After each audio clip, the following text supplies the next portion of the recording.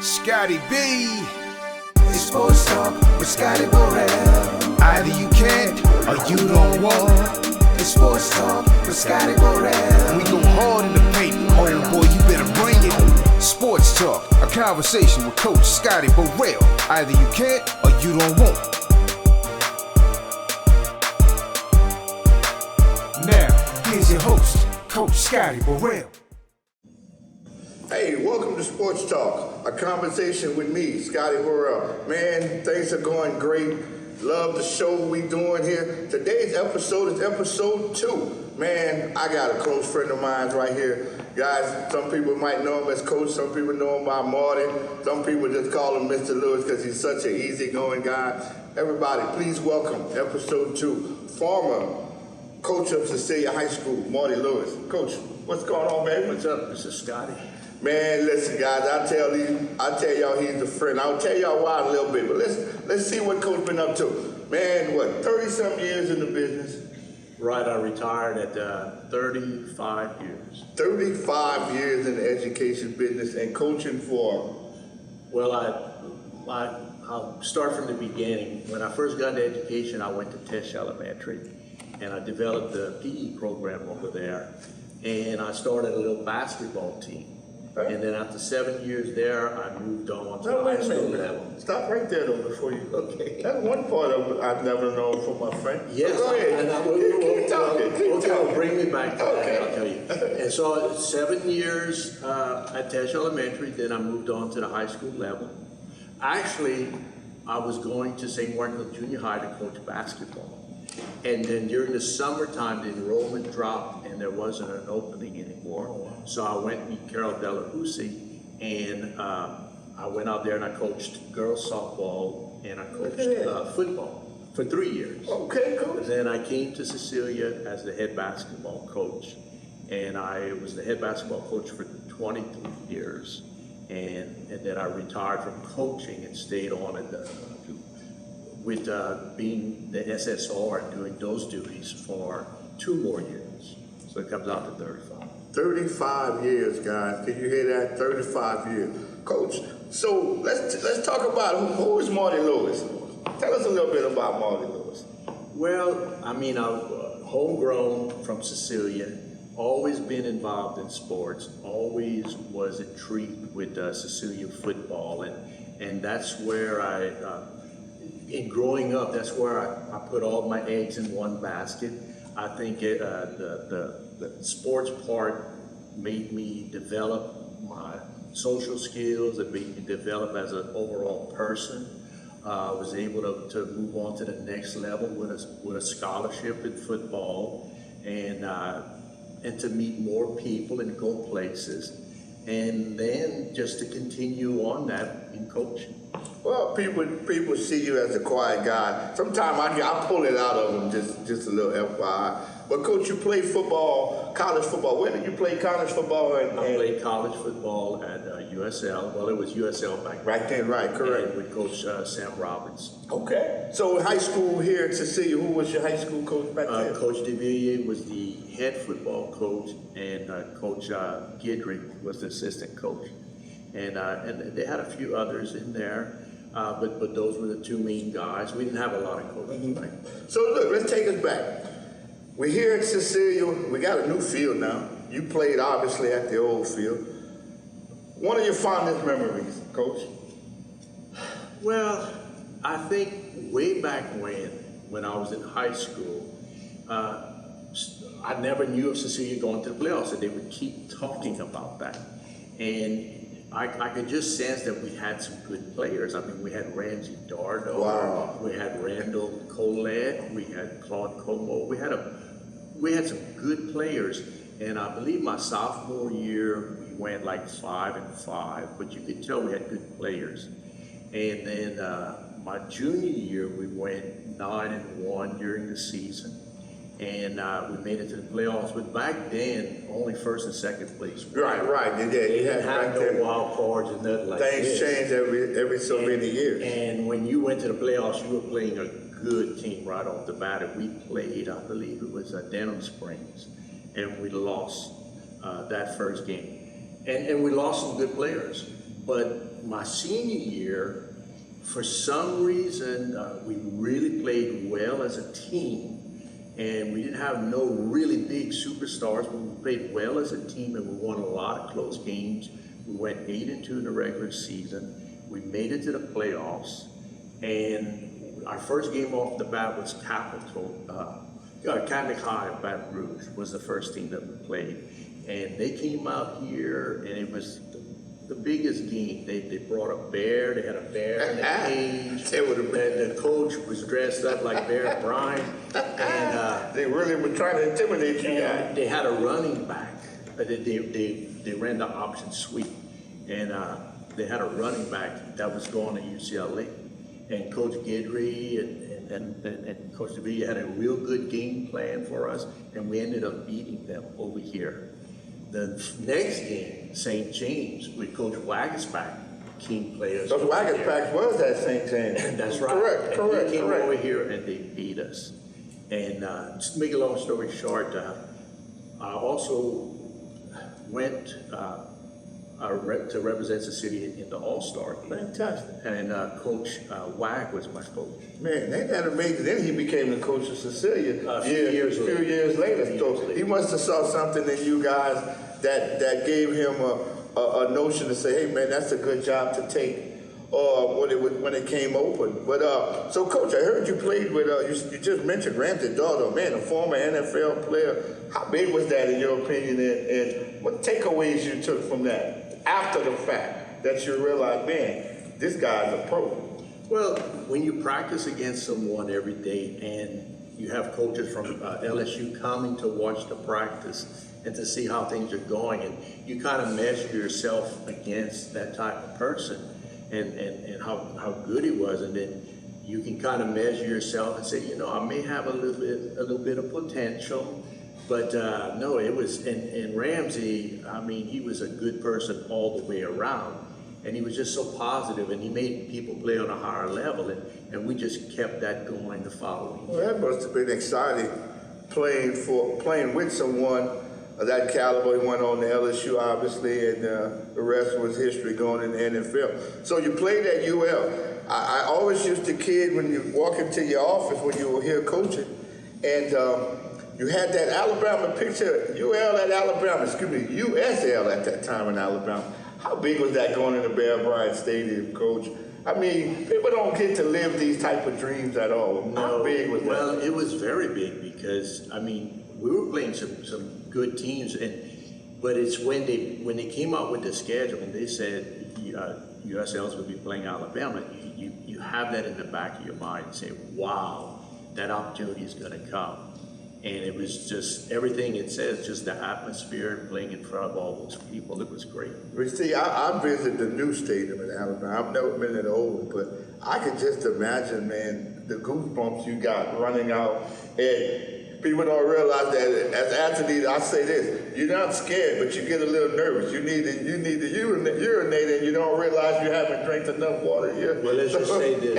I ran faster than I ever ran. I jumped faster than I ever ran. And it was just pure adrenaline.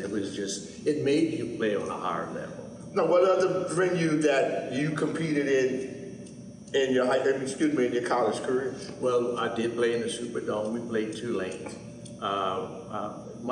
Might have been twice, but for sure we played them. I played at the Independence Bowl, and also, let's see, what's the stadium in Memphis? I don't know the name, but that's where Memphis Tigers would play at. Yeah. Okay. It was a couple of big places, and you know, we traveled. I got to travel. That was one of the best things. Going to California, going to East Carolina, just different places. We played Rice in Houston and different things. You know, you tell a lot of the kids that, you know, college is different. It's a business, but it's also an opportunity for you to see the world, get an education, or meet your future wife. You know, people don't realize where your life starts.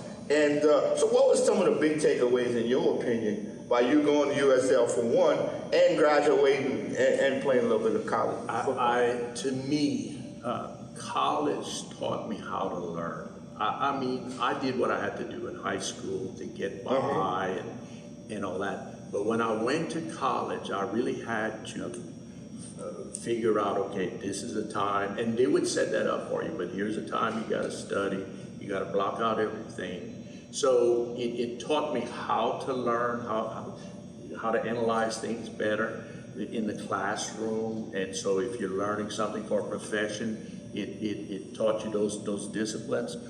On the field and athletic side, it really taught me how to push myself when you got to push yourself just a little bit harder just to improve.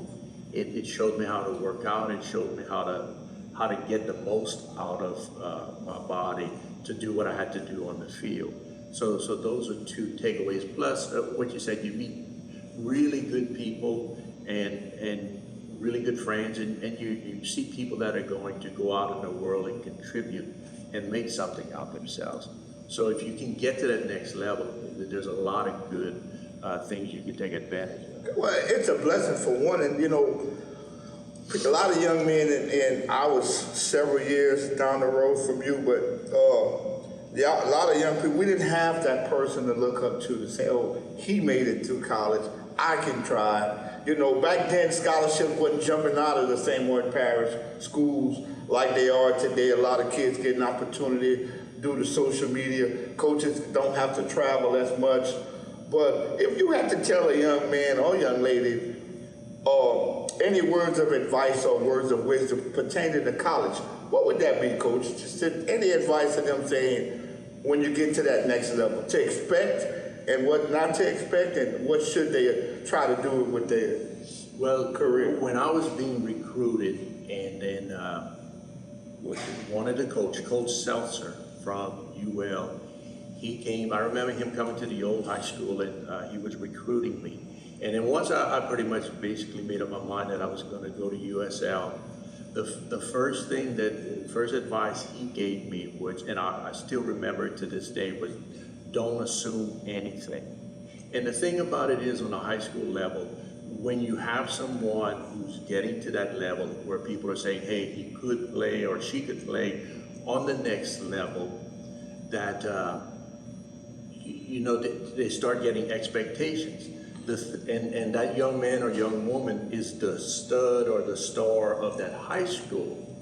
What they got to realize is that when they get to college, they're going to be back at the bottom of the totem pole, because all those athletes over there at the school, a lot of them are they were the studs at their school. That's what a lot of these young men and young women don't understand. You are the popular athlete or the star, cream of the crop at your school. But when you get out there, there's 1,000,001 of them just like you, waiting on you to say, hey. You're absolutely, the thing about it is, and when you come from high school, you're 18, maybe 18, and I was tall, but I wasn't physically mature yet. I still needed to put weight on. Those guys, some of them are 22, 23, physically, they're just so much bigger.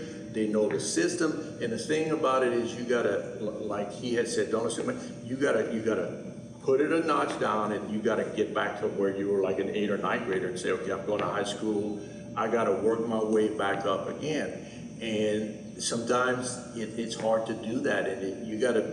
It's mental now. Well, you have to be mature about it, and I think if you have someone like that, it's good for them if they're gonna be going to college to have a mentor, which probably the best one would be a father, a mother, someone in the family, but someone else who's kind of gone through the thing to prepare. Now, every now and then you have a LeBron coming through or this and that. Right. They're going to go over there and they're going to be a stud. But the majority of the athletes have got to say, okay, I got to go back and start on this level and work my way up. That's why I say either you can or you don't want. It's not about having the conversation. It's about getting yourself better as a person, as an athlete, because it's more mental. I've seen a lot of kids, I've helped a lot of kids get into college, and I've gotten many phone calls. Coach, I don't think, and I'm like, before you get and finish that statement, I don't want to hear, I don't think I can make it. No, you know, either you can or you don't. You can make it, because in life there's going to be obstacles where you're going to have to jump them, go underneath, but if you end up standing, you're gonna be all right. And what you said is correct. And the thing is that it's good to set goals. And the thing is, you see, I mean, it's a sports program. We're talking mainly about sports. But if you're going to college on a scholarship, you also have to realize I'm going there for academics. The chances of me making it to the pros are very, very, That's very a fine small. point, Coach. And the thing is that you have to make you some goals and priorities in the academic part. And what do I want to do if I don't play sports, which I probably won't, and how do I achieve that? What am I interested in? And the colleges will help you do that, but you have to set your priorities. I don't know if you know this, but I went to USL full scholarship, and after the first year, I said I had enough, and I quit. I quit the football team. But I did not quit college. I knew inside if I would quit college, I would not go back again. And I just hung on to that. I knew I wanted to finish college, and I was still kind of searching what I wanted to do. But I did not quit the college part. And all I did was lift weights, got bigger, cleared my head. And then I spoke to Coach Robertson again, and I walked back on. And then after a year, I got my scholarship back. Man, that's a fantastic story, Coach. Man, that's why we call it Sports Talk, people. You hear some things that you don't know about these coaches and where the roads have started and how far they have been and how far they have gone. Man, that's a great part of the story, Coach. I just want to shout out again to a couple of the sponsors. We want to thank RideTech at 337-394-1020. They do all your screen printings, t-shirts, and all your needs. Please call RideTech if you need. Coach C Driving Academy, coaching you to a better driving at 337-962-4642. We want to thank Dane Green and Piggly Wiggly and T. Cochon. Has been a big supporter of Cecilia Athletics and everything we do here in this community. Dane, we thank you guys so much. And we also want to thank Floyd Poche's, man, one of the most historical meat market and restaurant in the state of Louisiana. Thank you guys for supporting Sports Talk with me. Back to Sports Talk, Coach. Man, you coach Cecilia High School. Let's talk about year one. You came in here. What's your expectation? What's going on in your head? You're a football guy. Tell us, like, hey, did I make the wrong choice not by coming back home, but becoming a basketball coach? Well, remember in the beginning when I was telling you the educational process, how I was at Tesh Elementary? I kind of have to go back to tell you that. When I was at Tesh Elementary, the principal had asked me to develop a PE program for the whole school, and that's what I did. Every class came to me for PE. And then she also said, would you be interested in maybe start a little basketball team? And kind of to get some of the students who were kind of veering off discipline-wise, and just, and I said, I surely will.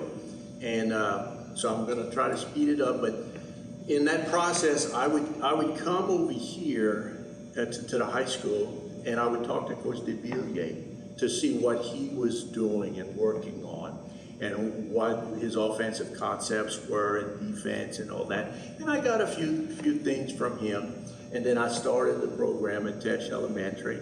And my first group of athletes at Tesh Elementary for the basketball team was, you ever heard of Jamaican Dartez? Oh, wow. And Jack, you know. Yeah. Who happened? Well, that was my little group.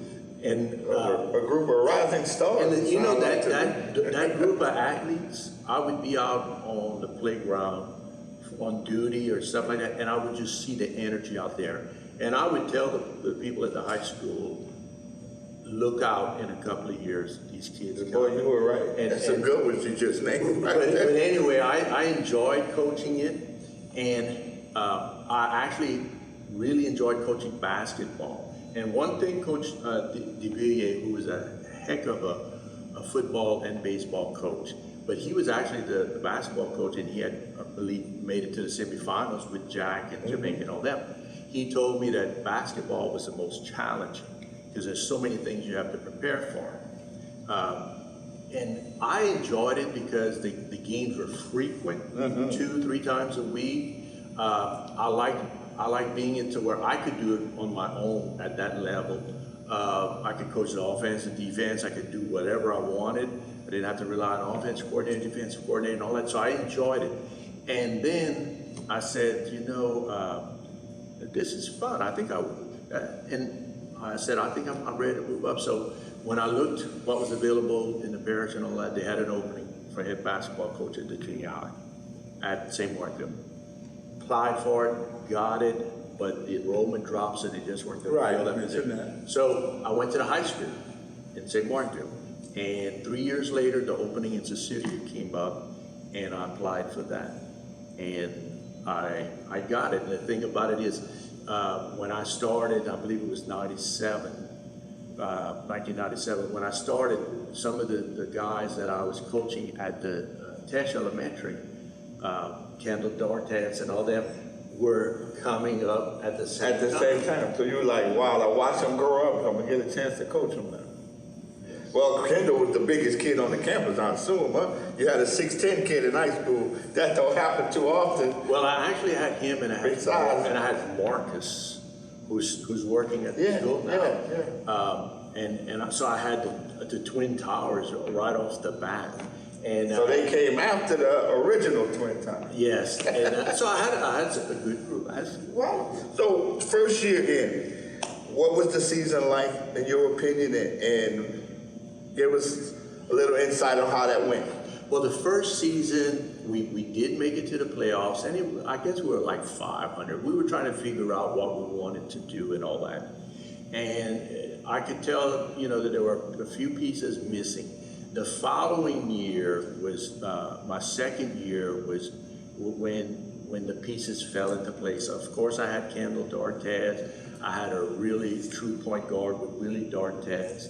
I had a real good player that I had heard about from the junior high, Alfonso Williams, that was a scorer from inside, outside, and all that. So the pieces were starting to fall into play. And the thing about it too, that I ran the motion offense the first year and continued on the second year too. And the motion offense is not set plays. It's not a set offense. It's based off of principles. And it took a while for them to get into it. And so once I got that first group in, and then my freshmen, and started going over the principles, it just got better and better and better. That sounds like a fundamental offense. That's what a lot of these young men and young ladies are lacking, because, here in the area, we didn't have too many little bitty programs and little youth programs. Now they're coming up like in the area, which was very much needed back then compared to now. But we have what we have. But so, Coach, you're going through 5 years and went through what you thought now, man, I like this. I got some good kids coming up, and you end up, like you said, you had Alfonso coming up. You had the other two brothers coming up. Let's touch on that. You got a chance to coach 3 fabulous young men in the Williams brothers. I call them the WBs, and people are like, what is that? They're the Williams brothers. It's that simple. But no, how was that, Coach, with these 3 different mindset of 3 different people on the team, and they were brothers, or did you get a chance to have them all together, I should say? Well, I had Alfonso and Lorenzo together for a year or 2. 1 year for sure with Lorenzo starting, but I believe 2 with him on the team and Alfonso. But they were all the same as far as they all worked hard. They all always pushed each other, and they made the players around them better. And the thing about it is that those teams were good, not because of me, but they wanted to win. They weren't afraid of anybody. They did what I asked them to do. If I had a practice and I needed to walk off or something, they could keep the practice going. And those things are so important. Yes. That's a good thing when you have what I call a player that can coach the game, a player's coach, where, like you said, something comes up and I got to turn away for a minute, practice is going to continue, everything is going to still be structured. So Couple of big games you coached down here. Before I got here, we'll touch on that in a second. With these young men and with Kendall Dortez. Let's talk about some of these big games you had coached with these guys. Well, I think that one that comes to mind is when we were playing Bruley, and I think we were playing with the quarterfinals, and I think it was the quarterfinals, and Bruley had, I went and watched them play St. Martinville in a tune-up game for club, and they had a 6'11" center. Oh, wow. They had that 6'5" guard and all that, and but they were coming to us. Back then, the brackets were set. Right. And we always did what we did. And I remember calling Lewis Handy at Rain, and I was just talking to him, and I said, man, you ought to see this team. And he said, Coach, you gotta do what you do. He said, you gotta dance with the one you brought to the dance. Yeah. And then I said, and the good thing about our team with Alfonso and Lorenzo and all them, and I had some other good players on that team. We ran the motion offense, but our biggest, our other offensive threats was our transition. We took and we worked on that every single day, taking the ball out as quick as possible, boom, boom, boom, boom, and being in a scoring position. We also worked on that, on transitioning from defense to the offensive floor. And when I watched Bruley, I knew they were going to come out in a full court track. But Coach, we took the ball out so fast, they had no chance to set up. There you go. So we eliminated that part of the game. And also, their coach was a good coach, very good coach, but he coached on the conservative side. He played a lot of zone. And we came out there and against their 2-3, and we moved the ball around, took our time, and then I remember Lorenzo getting hot and just lighting them up. We went in at halftime, like up by 2. Right. But I also knew that we probably played one of our best halves, and I didn't know if we could. I thought it was the rebounding that just killed us. Rebound. Well, he had a 6'11" guy, so didn't they? I guess he was getting to rebound. Joey was my tallest one, and he was about maybe 6'1", maybe pushing 6. So let's put you on the spot. 20-something years, Coach Marty, Coach Cecilia, high basketball. Give me your top 5 that you coach. Top 5. Okay. Well, right off the bat, In any order. Well, it will be in any order. But Kendall Dortez, of course. You got to put Alfonso Williams in there. You got to put Jeremy Wilson in there. Wow, he was an amazing athlete too. Jeremy, and I told Jeremy, I said, Jeremy, if I had one other player that could contribute, because Jeremy started as a freshman all the way through. But anyway, Kendall, Alfonso, Jeremy, and I'm sure when I leave here, I'm going to kick myself and say, man, why didn't I say that one? You can put Lorenzo in there, and you can put Donovan in there.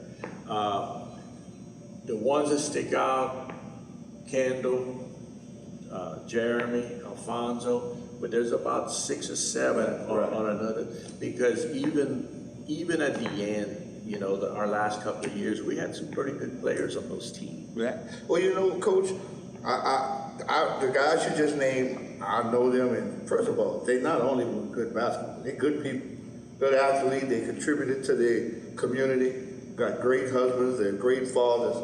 So, man, hats off to what you have done, touching some of their lives. But you're right, it'd be hard to put it on the pedestal. All right, we're going to fast forward, Coach. 2015, I made a little run with the girls program at Brobridge High. I wanted to coach some boys. And me and you started talking, and you gave me an opportunity to come here. Man, that's when I realized social media was the son of a bitch. I'm sitting down at a game at David Thibodeau. You and I discussing, should I come here? The buzzer rang, Coach Marty Lewis said, have a seat. Coach, I never noticed it, but I've never seen so many pictures of you and I before, even when I got here, that Scotty Borrell was leaving Brokerage to go to Cecilia. I never realized social media was a giant till that particular night. And I got so many phone calls like, you left, you took a job in Cecilia. But Coach, we linked up, how was that, in your opinion, Coach? Well, I really wanted you to come to the high school. I knew you could. I knew you knew a lot of basketball, and you could definitely coach. But I also liked the idea of how you develop the players after high school. You had so many resources and inroads with the college level, and that I wanted that for our players. So and I also remember you saying, Coach, if I go, this man's coming with me. Yes. And so just that was worth it to have Sherman come with you. Yes. Well, if people don't know, I had a good friend named Sherman Darby. He was from Lafayette. He moved to the Brokerage area. We were working together at one point, driving trucks, and he became my friend, and we started traveling, watching football on Friday nights, and going to basketball games. He became my manager at Brokerage High, and we became best of friends. He actually passed away a couple of years ago, but man, what a guy, man, what a guy. It brings tears to my eyes, but I mentioned that to Coach. I said, Coach, I got one stipulation. I'm not asking for no raise or no car or no anything like that. I said, I have to bring my guy because he was just an inspiration to a lot of people where people didn't see him in the locker room saying these pre-games and post-game speeches, but he'll catch a kid one-on-one, and he did so much for us. He did so much for Brokerage High. So, Sherman, we miss you. We just wanted to say that. But, I want to touch on this. Coach Marty Lewis is an outstanding person, man. People look at us when we coach and, they don't know this, they don't know that. Man, that's why they came out with another talk show called Outside the Line and all that. They don't see what goes along with the parenting, the coaching, the helping the kid when homework, and I need a book report. But I want to say this, I want to touch on this part. About 8 years ago, before I got here in my first year, might have did a year. We took one on the chin, we got back. It was the following summer, I caught a heart attack. And I know you must say, boy, Coach, you always say that story. And I say that with sincerity because it's a special place in my heart. And I caught a mild heart attack, and I was put in the hospital on a Saturday afternoon. And had the surgery, everything went well. Woke up the Sunday morning, and after my wife greeted me and everything, and asked if I was okay. And it brings tears to my eyes because it's a really heartfelt story. The first person I saw after that was this man right here. And it's making me tear up because it's real. This man was right there that Sunday morning. He said, I wanted to come Saturday, but I didn't want to give you another heart attack. So, man, your friendship means a lot to me. Same here. It means a lot to me. So, Coach, I want to take you back. You got the call. Scotty's with a heart attack. What meant to you by it, Coach? What he did? What he saw that excited you about? I said, man, he must have been trying to cut the grass or something. I did. It made my heart go boom, boom, boom. The thing about it is, in the coaching field, you really need to take care of yourself because coaching is stressful. And if you don't watch what you eat and do some exercise or something, man, it can hit you all of a sudden. Well, I don't know if it was coaching or bad food with underweed bad. I think it was you working in the cafeteria with Miss Mary. I think you're right. Because I did gain 20 pounds. I know. In that cafeteria working. I would look at the pictures, the team pictures, and it seemed year after year you were gaining a little bit more weight. So you're absolutely right, Coach. I still got some of those 40 waist pants that I can't fit in since the doctor told me to slow down and lose a little weight. But Coach, you've been you are a great friend of mine. You support me in whatever I do. You got me here, Biggest thing you said, Coach, we're gonna get you in, bring you on the school system. I was working, driving trucks. Everything you said to me came true. I inherited the program a couple of years. We signed 7 scholarships together. Amazing. It was funny, we even signed kids that were related to Donovan and Lorenzo and Alfonso. So we've done a lot here. I want to say thank you personally. It's been a dream come true because a lot of people don't know. I was one of those kids that fell through the cracks and didn't have a chance to go to college, but had the opportunities, but I was a young father. So you, Mr. LaBeouf, Mr. Dory at Brobridge High School, Coach Jana Jordan at Brobridge High School, y'all gave me an opportunity to fulfill the dream that I had one day of becoming a coach. So I want to say again, thank you. But, you know, in general, Coach, do you miss working, getting up in the morning, coming to school?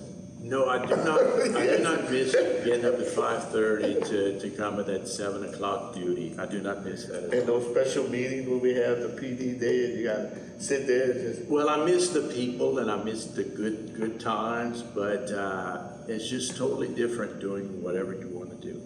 I know. So, in closing, looking at this camera, if you do decide to come back to coaching, which I don't think you will even come back around to school, what would you tell the upcoming young ladies and young men about, 1, about school, 2, about becoming a college athlete? Well, going back to what I had mentioned earlier, I think that, and I always envied the young person who knew exactly what they wanted to do. And because when I was growing up, I knew I liked sports, but I didn't know exactly what I wanted to become or anything like that. I would stress to find people that you're interested in, find out how they got there, get mentors, and develop a plan. How are you going to get to these goals that you want to do? And have a plan and have a support system. Some of the kids that we get don't have those support systems, and they don't have the discipline. And when I say the discipline, I'm not talking about not doing the right thing. It's just the discipline to grind it out every day. Yeah. And in order to be successful in anything, you have to be able to do that. Well, we want to thank you for being a guest on Sports Talk Conversation with me. Scotty Borrell, I want to thank you for being a friend. I want to thank you for having me here at Cecilia High School. I wish you the best of luck in your future. And I know you just enjoying it, waking up and letting the wind blow through our hair. It got to be amazing. But hey, man, this has been Sports Talk, Episode 2. Former head coach, former teacher at Cecilia High School, Marty Lewis. We want to say again, thank you, Ryan at Ride Tech, for sponsoring Sports Talk. We want to thank Coach C at Coach C Driving Academy. We want to thank Dane Green, Piggly Wiggly, and T. Cochon. We want to thank Floyd Poche and Poche's Meat Market and Restaurant. This has been another episode of Sports Talk. Thank you. Stay tuned for further episodes. Scotty B. It's Sports Talk with Scotty Borrell. Either you can't or you don't want. It's Sports Talk with Scotty Borrell. We go hard in the paint, homeboy, you better bring it. Sports Talk, a conversation with Coach Scotty Borrell. Either you can't or you don't want.